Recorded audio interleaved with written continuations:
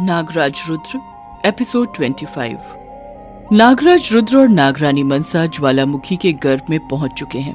यहाँ इतनी शांति क्यों है? नागराज, ये तूफान के आने से पहले की शांति है। वो दोनों ऊपर की ओर देख ही रहे हैं। उन्हें एक साथ कई ड्रैगन उनकी ओर आते हुए दिखाई देते हैं। सुरक्षा कवच! नागरानी मनसा के चिल्लाते ही नागराज रुद्र और नागरानी मनसा के आसपास सुरक्षा कवच तैयार हो गया। एक साथ कई ड्रैगन उन दोनों पर हमला करने लगे। ये सुरक्षा कवच ज्यादा देर तक टिक नहीं पाएगा नागरानी। हमें तुरंत कुछ करना होगा, ये दोनों सोच ही रहे थे कि तभी उन्हें कुछ बड़े बड़े दानव भी उनकी ओर बढ़ते दिखाई देते हैं। नागराज, वो देखिए, इनकी संख्या तो बढ़ती ही जा रही है नागरानी। हमें मदद की आवश्यकता है नागराज। जी नागरानी। जल के राजा, परियों की रानी, भूतों के राजा और मिट्टी के राजा, हमें आप सबकी आवश्यकता है। नागराज के बुलाते ही बहुत सारे लोग वहां आ गए। सभी ने नागराज और नागरानी को प्रणाम किया और युद्ध में उतर गए। बिना वायु के कैसे उड़ोगे ड्रैगन्स? परियों की रानी ने सुरक्षा कवच के आसपास की सारी वायु खींच ली। मिट्टी के राजा ने अपना जादू किया और बड़े दानवों के पैरों के नीचे से जमीन गायब होने लगी। वो लोग अग्नि के लावा में गिरने ही वाले थे कि जल के राजा ने लावे को पानी में बदल दिया। सारे दानव पानी में गिर गए। यहाँ कुछ देर बाद सारे ड्रैगन्स भी बेहोश होकर जमीन पर गिर गए। नागराज रुद्र और नागरानी मनसा ने सुरक्षा कवच खोला। भूतों के राजा, ये सारे दानव किसी के वश में हैं। कृपया इन्हें वशीमुक्त कीजिए। जो आज्ञा। भूतों के राजा ने सारे दानवों को वशीमुक्त कर दिया। वो सारे दानव वहीं रुक गए। और कोई आज्ञा नागराज? नहीं रानी, आप सबकी सहायता के लिए हम आभारी हैं। आप सबका बहुत बहुत धन्यवाद। नागराज, हमें शर्मिंदा मत कीजिए। हम आपके काम आ सके, यही हमारा सौभाग्य है। तभी उनका ध्यान ऊपर गया। ऊपर की ओर से आग की लपटें उड़ती हुई आ रही थी। वो कौन है? वो कोई राक्षस तो नहीं लग रहा। वो अग्नि का राजा है नागराज। अग्नि का राजा उड़ते हुए नागराज के पास आ गया। तुमने मेरी सारी सेना को उद्ध्वस्त कर दिया। मैं तुम सबको नहीं छोड़ूंगा, खास करके तुम्हें नाग नागिन। हमारे रहते तुम इन्हें छू भी नहीं सकते। इन दोनों ने तुम लोगों को परास्त किया और अब तुम लोग इन दोनों का साथ दे रहे हो। अजीब बात है, लेकिन मैं तुम लोगों के जैसा कमजोर नहीं हूँ।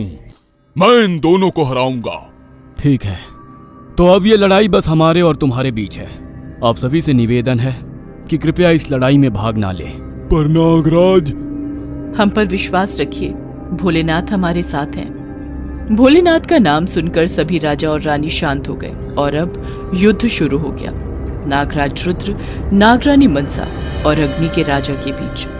अग्नि का राजा बहुत क्रोधित था। उसने अपने कंठ से ज्वाला निकाली और नागराज रुद्र और नागरानी मनसा पर हमला किया। नागराज और नागरानी अपने बचाव के लिए यहाँ वहां कूदने लगे। अग्नि का राजा भी उन पर हमला करता ही रहा। नहीं छोड़ूंगा तुम लोगों को, नहीं छोड़ूंगा। अग्नि के राजा ने अपनी आंखें बंद की और अपनी शक्तियों से अपने 2 बहरूपिये बना लिए। और फिर तीनों अग्नि के राजा अपने गले से आग उगलने लगे। कोई नागरानी की ओर फेंक रहा था, कोई नागराज की ओर। मैं सबसे ज्यादा शक्तिशाली हूँ, तुमसे भी। नागराज और नागरानी अलग अलग ढंग से अपना बचाव कर रहे थे। कभी वो कूदते, कभी वो हवा में उड़ने लगते। नागरानी, अब बचाव नहीं, हमला करेंगे। नागराज उड़ते हुए अग्नि के राजा पर कूद गए। नागरानी दूसरे हमशक्ल पर कूदी और अपनी जादुई रस्सी राजाओं के गले पर बांधने लगी। तीसरा हमशक्ल अब भी दोनों पर आग बरसा रहा था, पर उसकी आग का दोनों पर असर नहीं हो रहा था। 2 हमशक्ल छटपटा रहे थे कि तभी नागराज और नागरानी तीसरे पर कूदे और उसके गले पर भी जादुई रस्सी बांध दी। अब तू नहीं बचेगा। तभी अग्नि के राजा ने अपने हाथों से आग निकाली और नागरानी के चेहरे को जलाने लगा। आह! नागरानी को बचाने के लिए नागराज आए, पर दूसरे 2 हमशक्ल ने नागराज को पकड़ लिया। नागरानी! नागराज चाहकर भी नागरानी को बचा नहीं पा रहे थे। परियों की रानी आगे आई। आप बीच में मत आइए रानी जी। पर नागराज। नागराज ने अपनी आंखें बंद की। वो स्थिर हुए। उनके सिर पर प्रकाश चमकने लगा। नागमणि उनके सिर पर आ गई और अब जब उन्होंने आंख खोली तो उनकी आंखें नीली हो चुकी थी। और उनकी आंखों से तेज रोशनी की धार निकलने लगी। वो अग्नि के राजा की ओर देखने लगे और जहां जहां वो धार गिरी, अग्नि का राजा चलने लगा। नहीं, नहीं, मैं मरना नहीं चाहता। अग्नि के राजा ने नागरानी को छोड़ दिया और उसके हमशक्ल भी गायब हो गए। नागराज, मुझे बहुत दर्द हो रहा है। मुझे मत मारिए, माफ कर दीजिए मुझे। मुझे माफ कर दीजिए। नागराज, जाने दीजिए, इसे छोड़ दीजिए, कृपा करें नागराज। नागराज बहुत क्रोधित थे। सभी राजा रानी नागराज के सामने हाथ जोड़कर उसके लिए क्षमा मांगने लगे। माफ कर दीजिए नागराज, माफ कर दीजिए। क्षमा नागराज। नागराज रुद्र ने सभी की ओर देखा और फिर धीरे धीरे उनका क्रोध कम होने लगा और कुछ देर बाद वो ठीक हो गए। वो दौड़ते हुए नागरानी के पास गए। उन्होंने नागरानी का जला हुआ चेहरा देखा। मुझे माफ कर दीजिए, मुझसे बहुत बड़ी गलती हो गई। परियों की रानी आगे आई। उन्होंने अपनी छड़ी निकाली। नागराज, हम वक्त को पीछे ले जा सकते हैं, पर इस बार आपको नागरानी का चेहरा जलने से पहले उन्हें बचाना होगा। मैं आपका हमेशा आभारी रहूंगा। परियों की रानी ने अपनी छड़ी घुमाई और एक बार फिर सब वही लौटा।